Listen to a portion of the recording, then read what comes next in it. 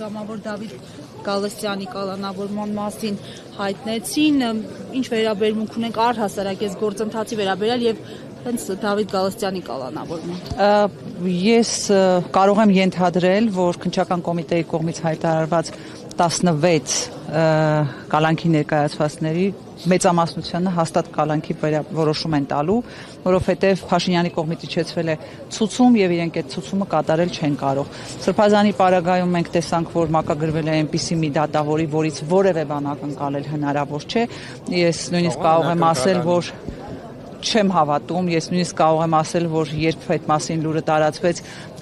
իրավական համակարգի հետ կապ ունեցողները կամ փաստաբանները բոլորը արդեն իրենց հերթին այսպես դատավճիռը շակերտներում ասեմ, դատավճիռը կայացրեցին, որովհետև Մասիս Մելքոնյանից որևէ այլ բան ակնկալել հնարավոր չէ։ Այսինքն մենք հաջորդաբար տեսնելու ենք մնացած բոլոր բաներ։ Գիտես, իրականում մեր իրավական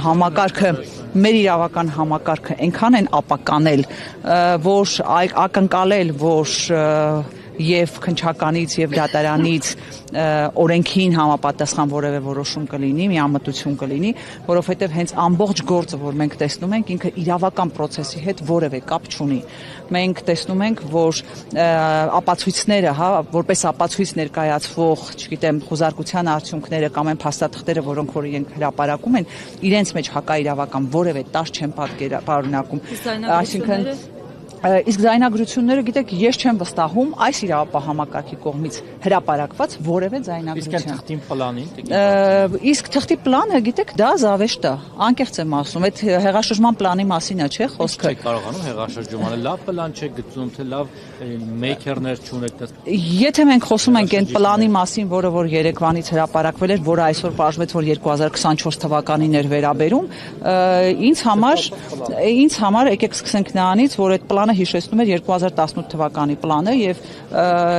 ինձ մոտ տպավորություն է, որ պարզապես իրենց նախկին պլանները հանել են դրել են շրջանառության մեջ, փորձելով վերագրել հեղաշրջման process-ին, պարզապես մոռացել են տարեթիվը 2025 թվական գրել։ Փաշինյանի կամ Փաշինյանի թիմի կամ Սիվիկի սենյակներում նկարված այդ պլանը, որը որ դրվում է նաեւ քրեական գործի հիմքում, պարզապես աբսուրդ է։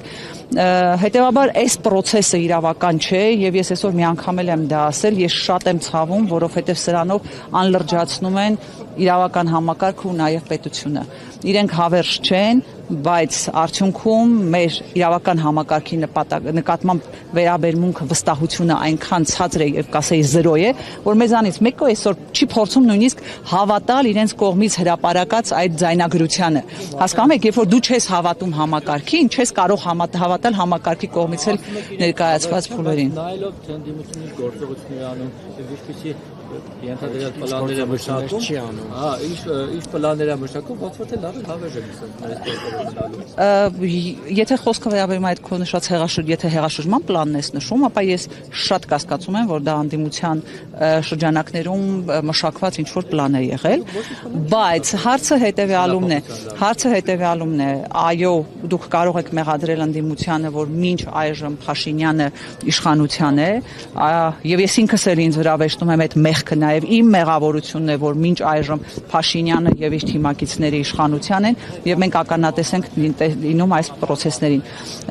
Բայց միևնույն ժամանակ եկեք բոլորս էլ արձանագրենք, որ միայն այս վերջին փուլում է, որ մենք հասարակության մեջ իսկապես կարող ենք արձանագրել իսկապես մթնոլորտի լուրջ փոփոխություն։ Եվ եթե դա եղավ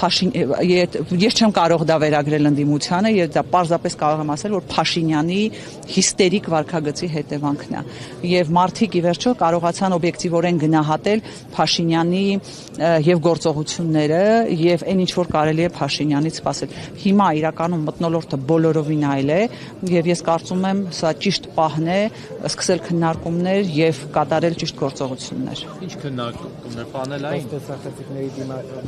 խոսքը ընդդիմության քննարկումների, գործողությունների պլանի քննարկումներին է վերաբերում։ Մեկ էլ ինչ-որ մեկը սլիվ է անում, ասում է, տեսեք ինչ են մտածում, էլի ձախոզում։ Ես անկեղծ ասած հիմա չեմ կարող այսպես ասել, թե եթե դու ակնկալում ես, որ ես պետք է ասեմ, թե հաջորդ քայլը այս պետք է անի, ընդդիմությունը սա պետք է անի եւ այլն, այս պահին ես չեմ կարող այդպիսի հայտարարություններ անել, բայց ես տեսնում եմ, որ իրականում հասունացել է մթնոլորտը, որին պետք է տրվի համարժեք պատասխան։